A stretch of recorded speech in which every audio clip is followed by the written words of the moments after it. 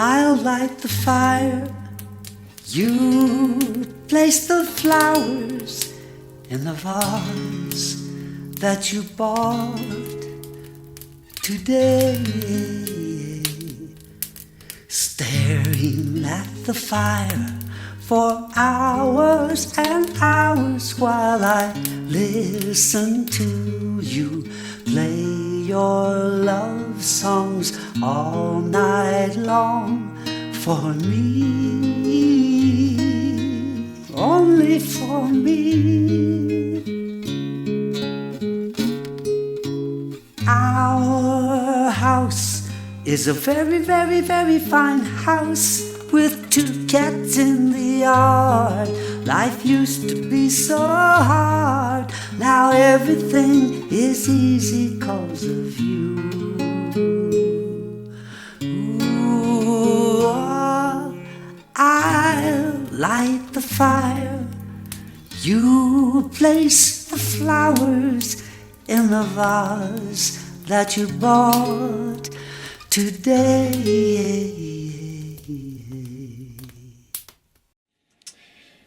In an album in the basement, there is a picture of my wife reading a story to 3 children.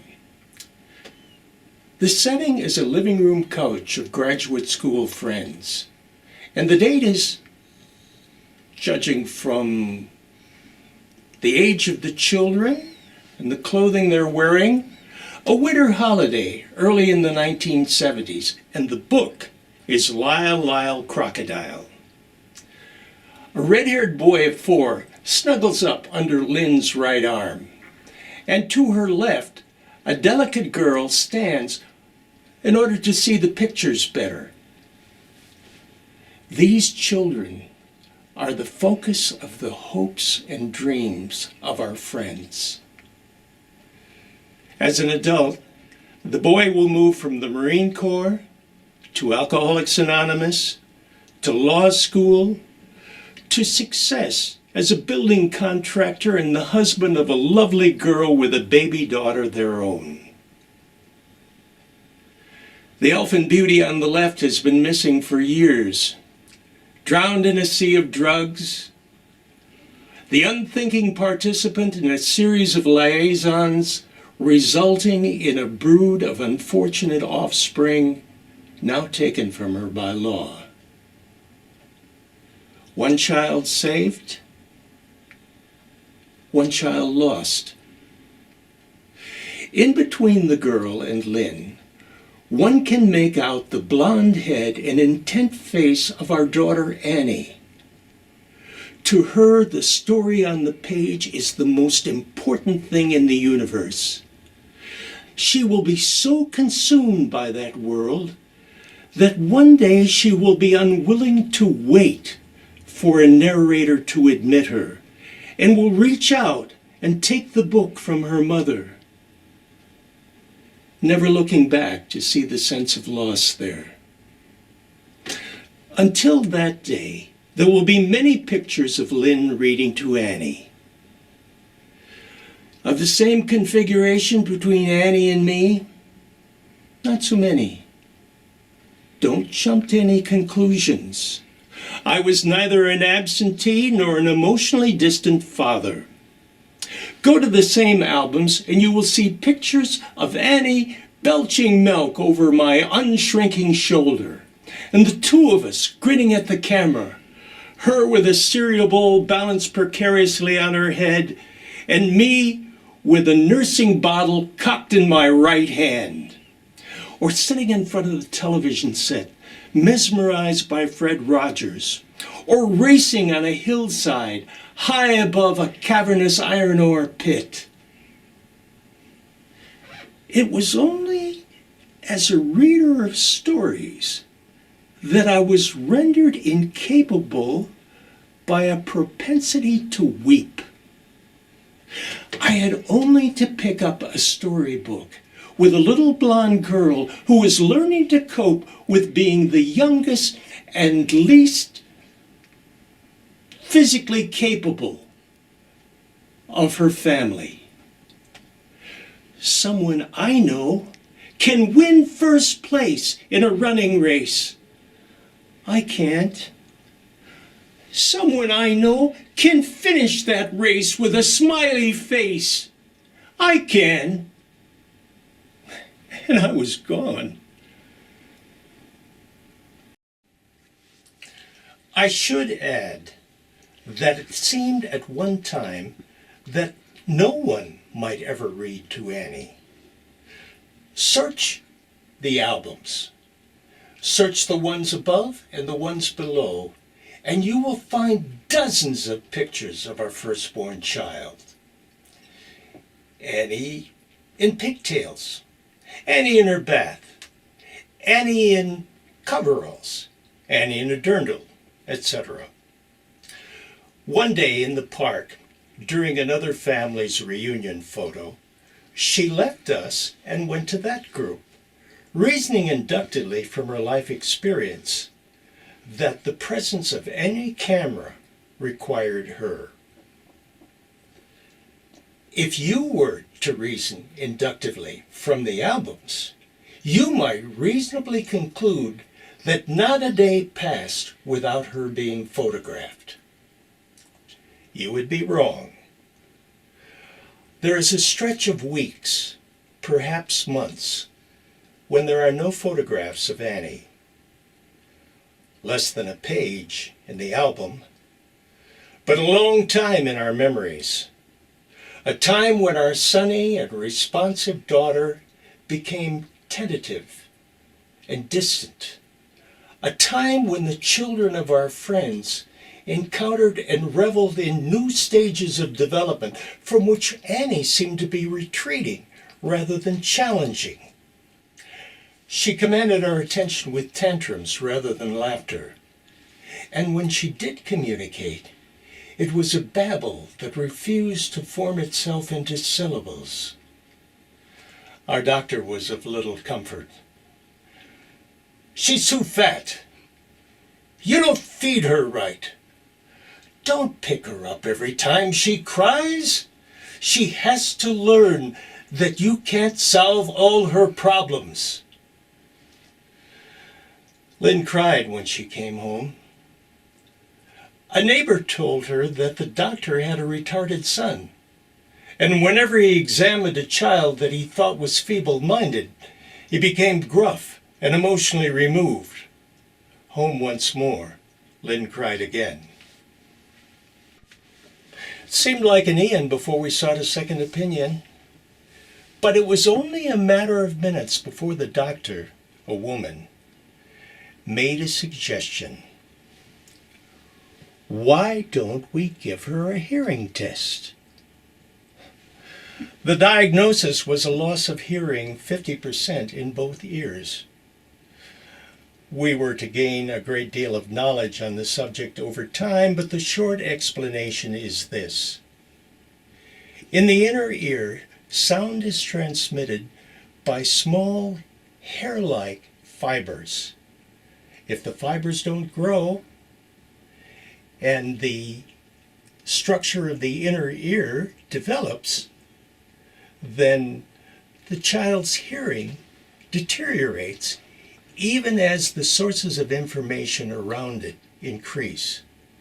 Thus Annie, initially a verbally receptive child, became more and more lost as the weeks passed. That she would ever find herself was by no means certain. We took her to the medical center of the University of Missouri, Kansas City, which had one of the finest hearing departments in the country.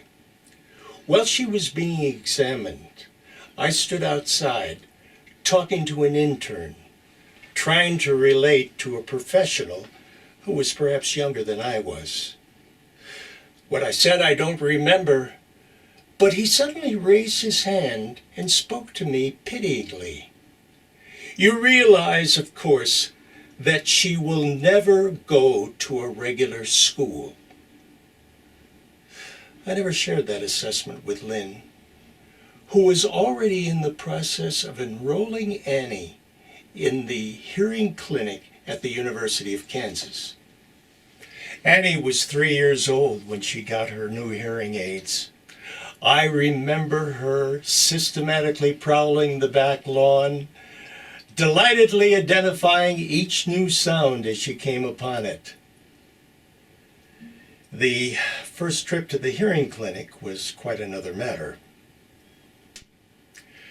There is a difference between voiced and unvoiced sounds. For example, the sounds represented by B and P are both made the same way with the lips and the tongue.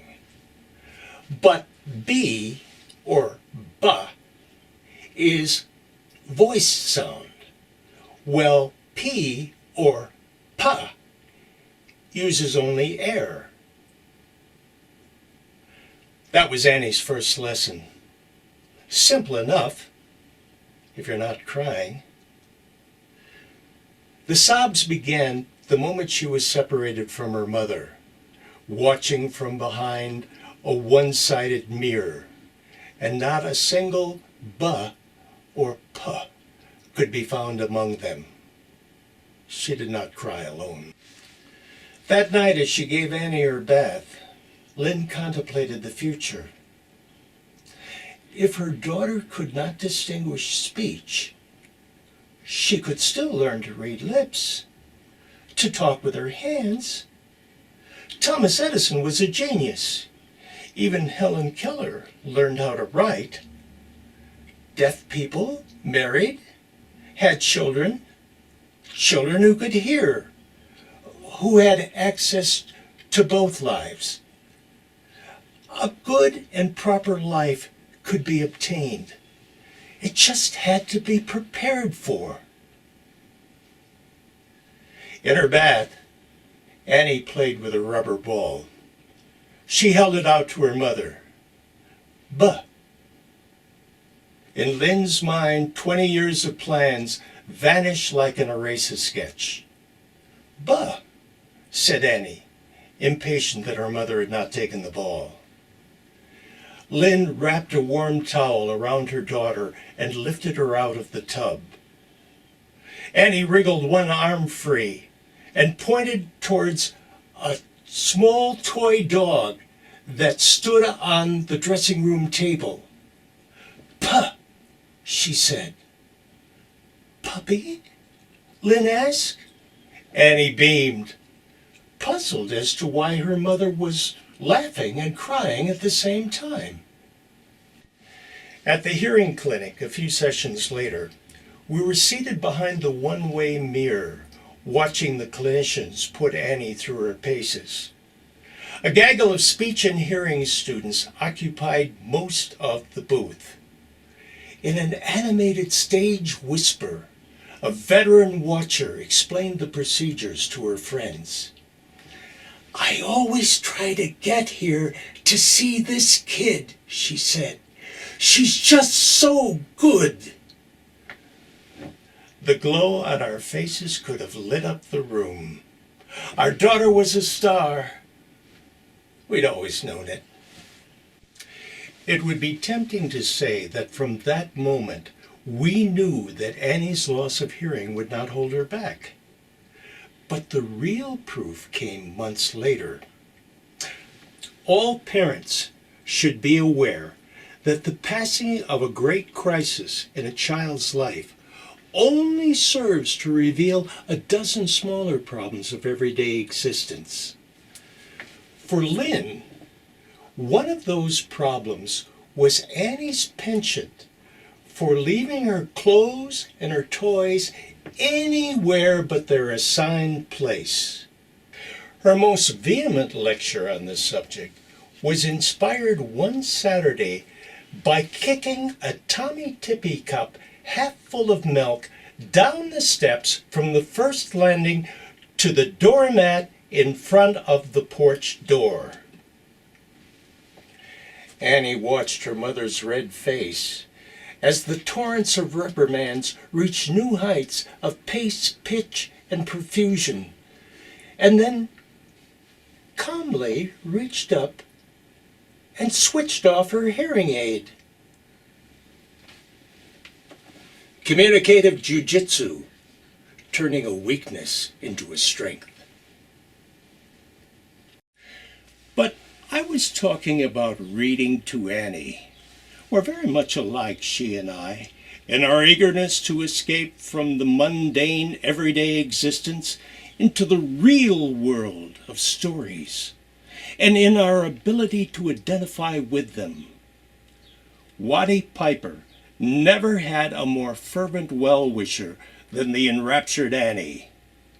"I think I can," puffed the little locomotive, and he set himself in front of the great heavy train. And as it went on, the little engine began bravely to pull faster and faster. "I think I can, I think I can, I think I can, I think I can." It might have been the theme of her life. She strained with sympathetic magic as she listened. And no matter how many times it happened, when the little train reached the top of the grade, Annie's eyes shone with gratitude and triumph. But I was older than Annie, a child of another age, and only too aware of how close we had come to leaving her behind in a world which we could not penetrate. I was able aesthetically enough to distance myself from the little engine that could. The littlest angel was quite another matter. Do you know that story? Its creation was a small miracle in itself. Charles Tazewell wrote it in 3 days in 1939 as a backup radio script for a Ronald Colman broadcast, in case the planned piece wasn't available. It was, and it was another year before The Littlest Angel was broadcast. And it wasn't until after World War II that it was published as a book. In 1972, when Tazewell died, it was in its 38th printing.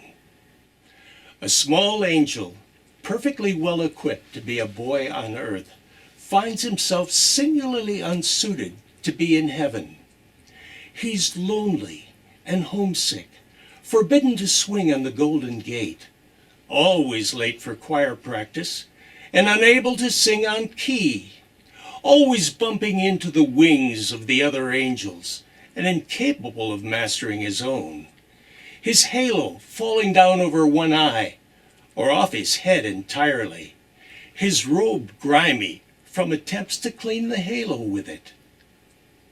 The conduct of the littlest angel improves when an understanding angel of the peace brings him a small box from under his bed at home, a box containing all of his little boy treasures. When the Christ child is to be born, and all the angels plan to give him their finest gifts, all he can think of to give is the box, and is immediately ashamed when he sees its shabbiness in the midst of all of the magnificent offerings. God, however, sees to the heart of the child and pronounces it the perfect gift for the Son of Man, transforming it into the Star of Bethlehem. Tazewell and his wife had no children, but he once referred to the littlest angel as his precocious son. Maybe that's why I couldn't read the story aloud with any decorum. No story is complete without a reader, even as a tree falling in the forest alone makes no sound. As a child, we read adventure stories, imagining ourselves living them. As parents, we read stories about lost children, imagining ourselves losing them. Years ago, in Salt Lake City's now defunct Blue Mouse Art Theater, we watched a documentary about the physicist Robert Oppenheimer, a Manhattan Project scientist who visited Hiroshima shortly after the Japanese surrender, was explaining how he had determined that the bomb had exploded at the intended height by figuring the angle between a schoolroom's window frame and the burn in the blackboard across the room. Lynn turned to me, her face stricken. "Where were the children?" she asked. Where indeed?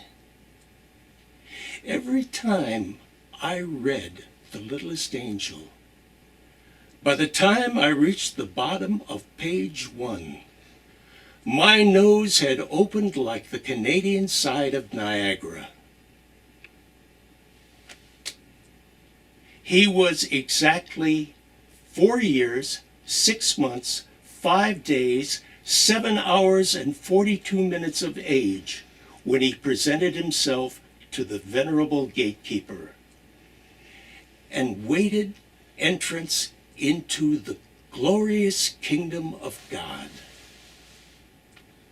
I was aware, of course, of the comforting moral of the story, that the loving honesty of a child is to be treasured more than the ritualized perfection of heaven, even as I was aware of similar themes of love triumphing over bureaucracy in incomparably better written stories like Oscar Wilde's The Happy Prince. But no one can compensate for the loss of a child, even if one is so fortunate as to experience it only through empathic imagination. I was with the lonely little boy as he looked up at the towers of unearthly splendor,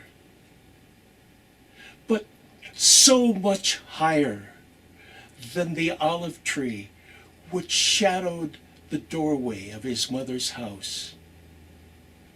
But I was also back in the doorway with the mother, who knew every nuance of the 4 years, 6 months, 5 days, 7 hours, and 42 minutes of his existence, and had imagined that she would gaze upon it for every moment of the last years of her life until her eyes closed forever.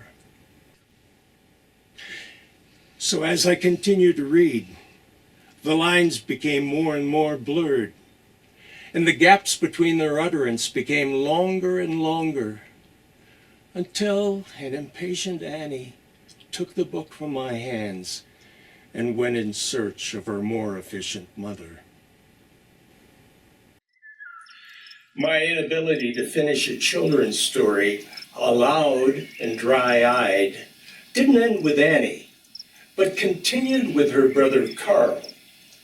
If it wasn't as noticeable with him, perhaps it was because his favorite books, The Rattle Rattle Dump Truck and Mike Milligan and his Steam Shovel, involved a sentimental connection with machines which has always escaped me. On one level, Annie's hearing problem was responsible for our having Carl. As Lynn neared 30 and my graduate school days wound down, we contemplated having another child. 2 family members on my side were hard of hearing, so we couldn't avoid the possibility that Annie's condition might be inherited. Amazingly, to avoid lightning striking twice in the same place, we considered adopting a child of whose genetic background we knew absolutely nothing. More to the point concerning the arrival of Carl was Malthusian theory. The publication of Paul Ehrlich's The Population Bomb in 1968 was followed by the zero population movement. In a finite material world with an infinitely expanding number of inhabitants, how could we justify the addition of even one greedy mouth, especially since so many of the tiny mouths were without protection and future? But those were only theories. dry talking points that we could utilize in arguments, but which lacked galvanizing emotion. For emotion, there was the war. As a veteran, educated almost entirely during the Cold War, I came to anti-Vietnam activism later than Lynn. But no one came sooner than Annie.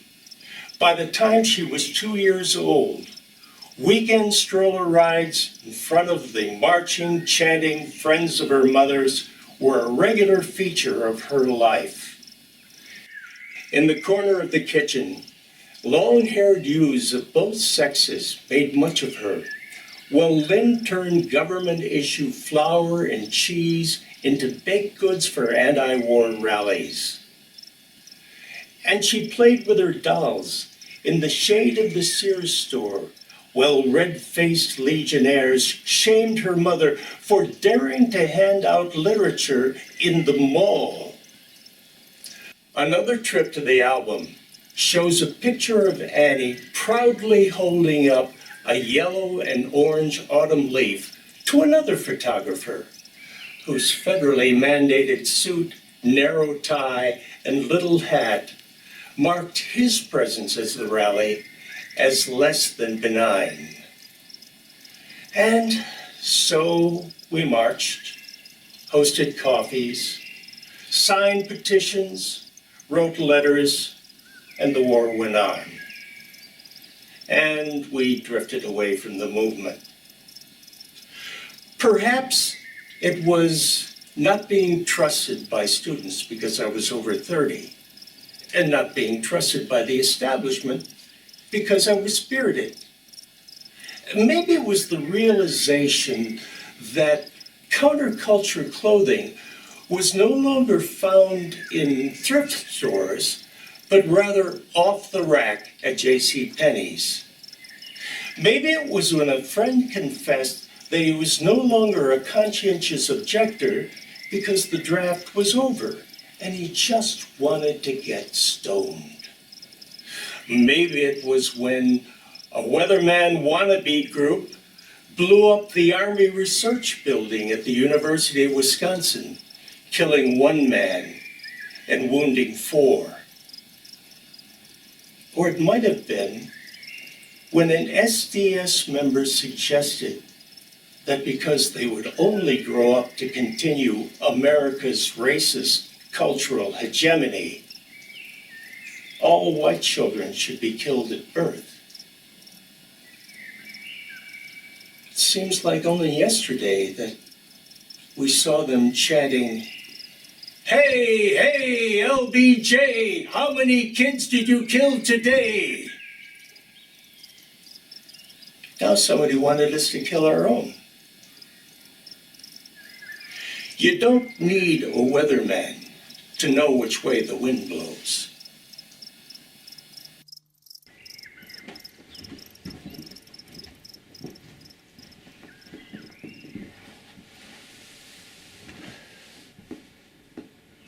On June 9th, 1972, our local newspaper carried a photo of a naked little Vietnamese girl running down the road, her back on fire. Her name was Kim Phuc, which in Vietnamese means happiness. That morning, I left the house in order to administer an exam at the junior college where I taught. When I came home in the afternoon, Lynn had a guest.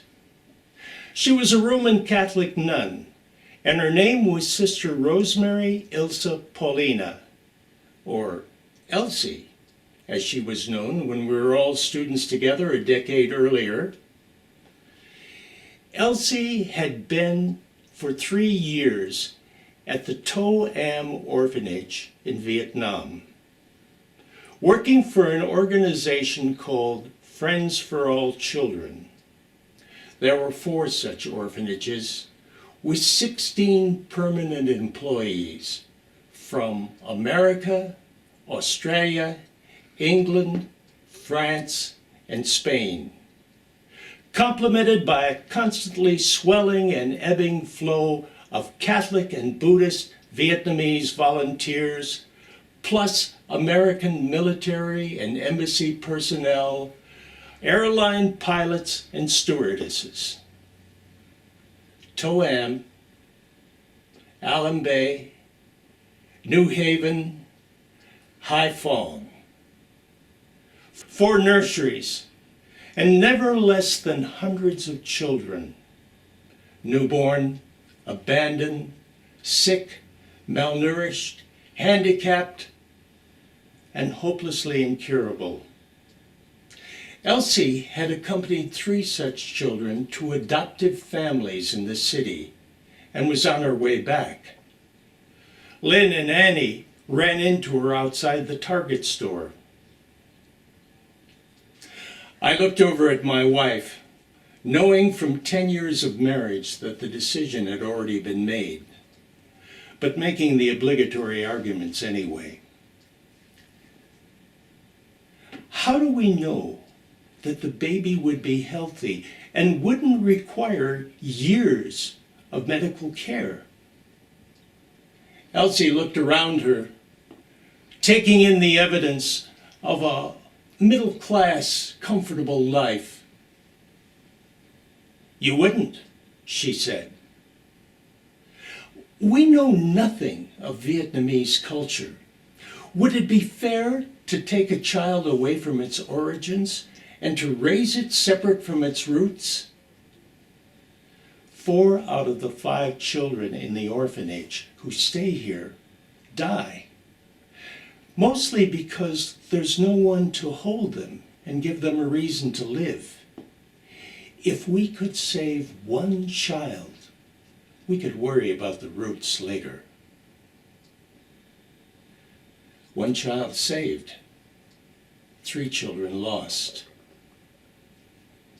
3 years later, on April the 4th, 1975, as America's plan for Vietnam limps towards the dustbin of history, Elsie and 6 other orphanage workers load 230 babies aboard a giant C-5A Galaxy cargo plane headed for San Francisco.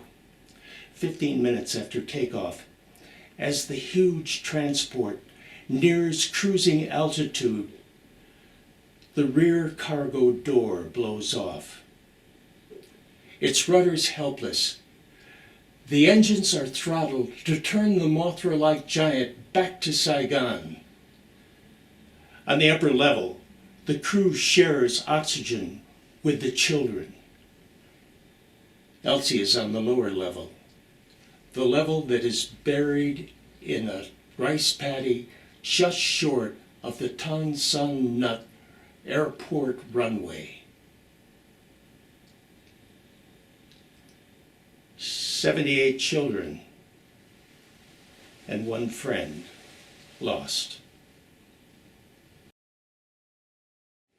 He landed at Des Moines International Airport on a hot, muggy day in June.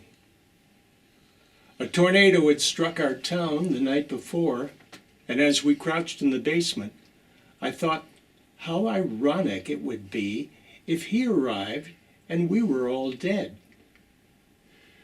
From the date that we were accepted to the day that he arrived, we waited for 13 months, 10 months longer than he'd been alive.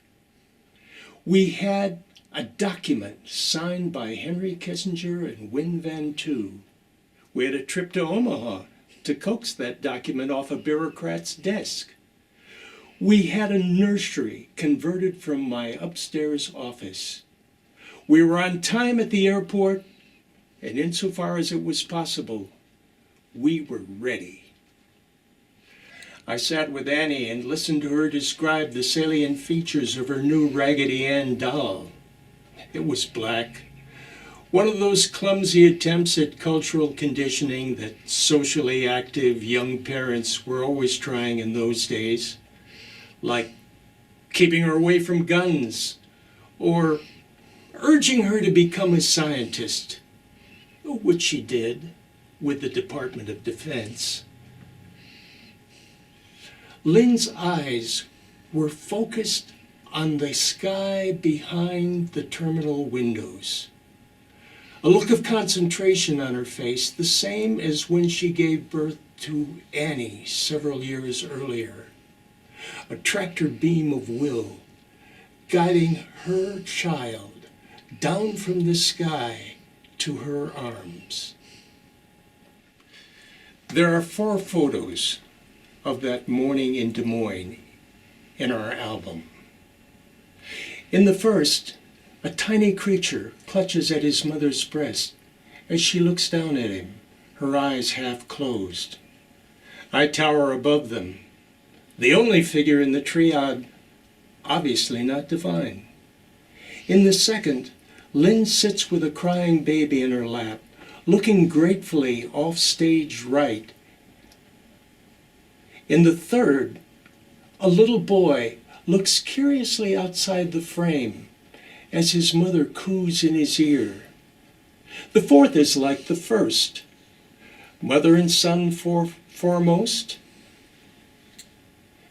But now, behind them stands Annie, displaced for the first time from the center of her family's pictures. He is named Carl, from the name that was taken away from his grandfather when he came to America. About 10 months old, Carl weighs only 12 pounds and is unable to sit up in his high chair without help. He's dosed with aspirin so that his measles will not show and keep him in Vietnam.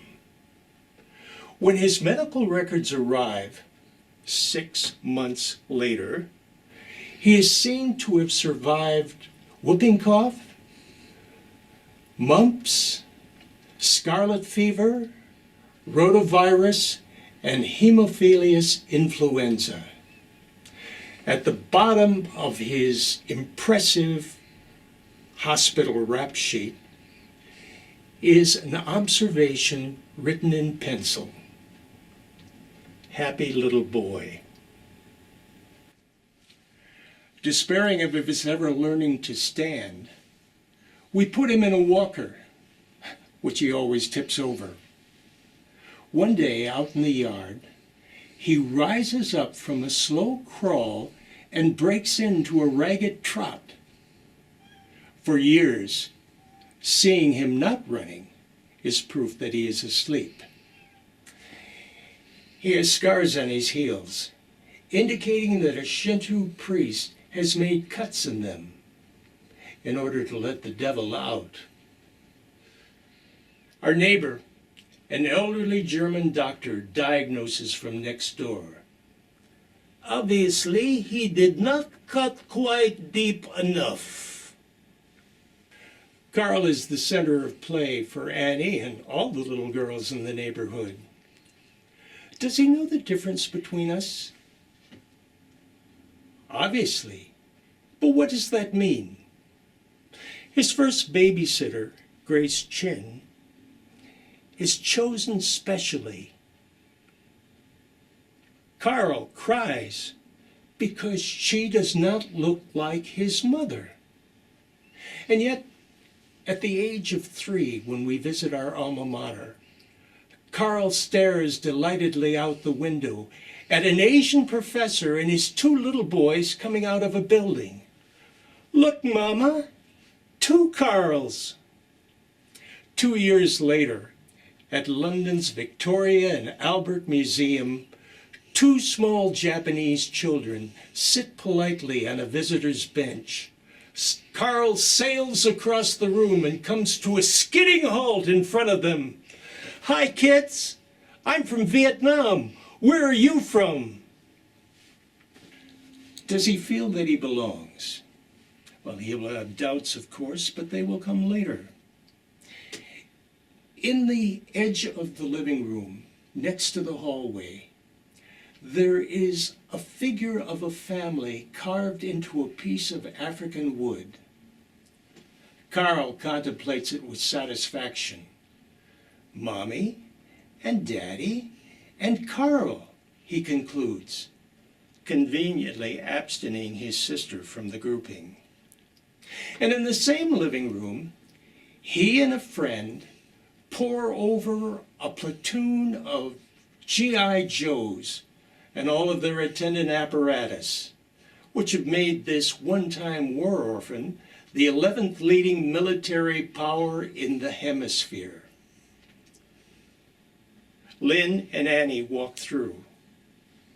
The visiting boy contemplates their English blondness and then looks at Carl. "What's your real mother's name?" Carl's eyes do not raise from the complicated tank maneuver he is executing.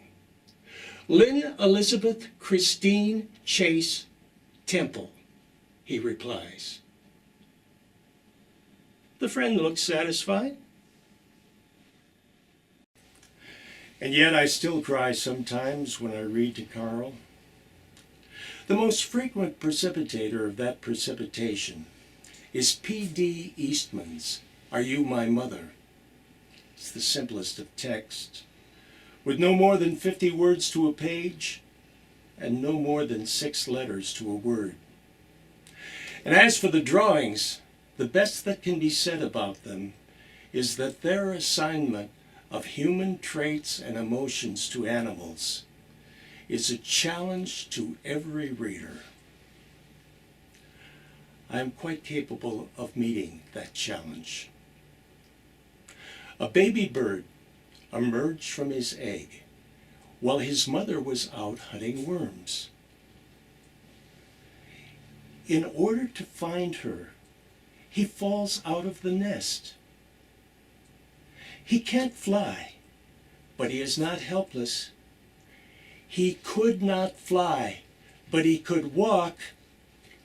"Now I must go find my mother," he said. The little bird encountered a kitten, a hen, a dog, a cow, an abandoned car, a boat, and a plane. But none of them were his mother. "I did have a mother," the baby bird said. "I know I did.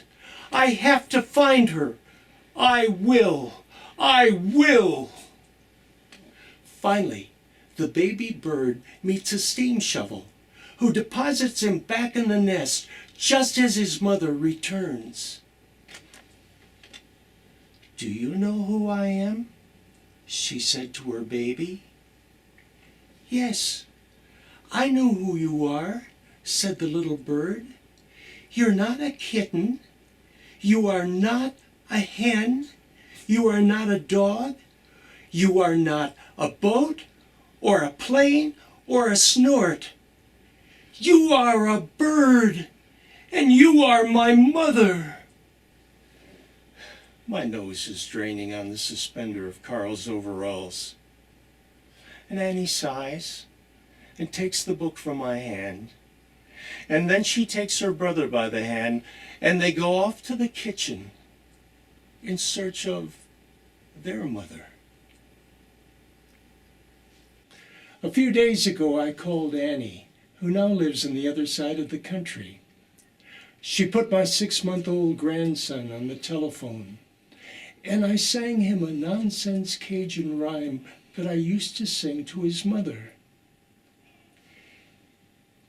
"Chicory chick, chilla chilla, chackalaromica, in a bananica, wallika polika, can't you see? Chicory chick, it's me." He gurgles and smiles at a sound whose source and meaning he cannot place. It's just as well that he can't see that I'm crying.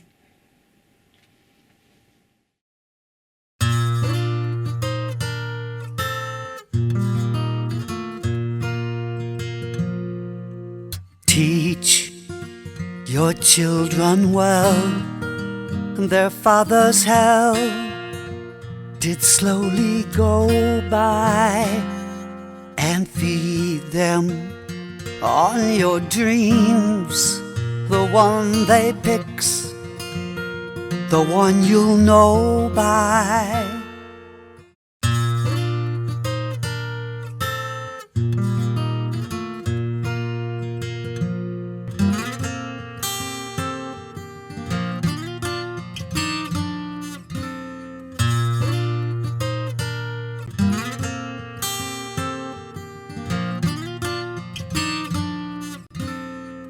Don't you ever ask them why. If they told you, you would cry. So just look at them and sigh,